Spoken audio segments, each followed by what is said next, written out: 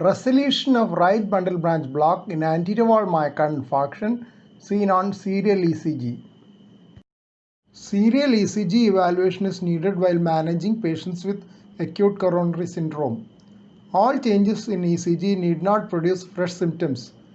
Symptoms may be most often associated with changes in an ECG recorded during the episode. That is one reason to recommend an ECG during an episode of pain or another important coronary symptom. Please subscribe to this channel for future updates. Click on the subscribe button. Press the bell icon after that for all updates. This ECG has an irregular baseline with no regular P waves indicating atrial fibrillation.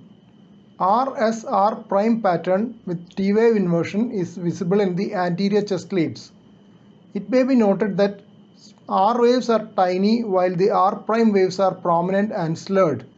The tiny R waves with poor progression of R waves in anterior leads indicate anterior myocardial infarction as they are equivalent to Q waves.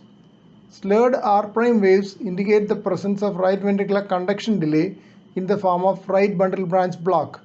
Symmetric arrowhead inverted T waves indicate myocardial ischemia. In this ECG, there are regular P waves preceding each QRS complex, suggesting sinus rhythm. Secondary R prime waves indicating right bundle branch block are not seen. Recovery of conduction in the right bundle branch can occur with relief of ischemia in the setting of anterior wall myocardial infarction. In general, presence of RBBB indicates more extensive myocardial damage in anterior wall myocardial infarction. Those with RBBB along with anterior wall MI are more likely to have left ventricular dysfunction.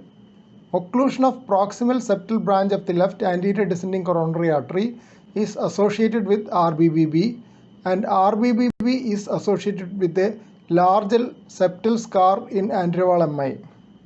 RBBB has been shown to be a predictor of increased mortality in those with myocardial infarction and left ventricular dysfunction. In one study, there was a difference between ST elevation myocardial infarction and non-ST elevation myocardial infarction. RBBB was not an independent predictor of mortality in NSTEMI, while it was so in STEMI. A small study suggesting RSR prime pattern is a manifestation of delayed terminal conduction in impaired tissue surrounding a myocardial scar has also been published.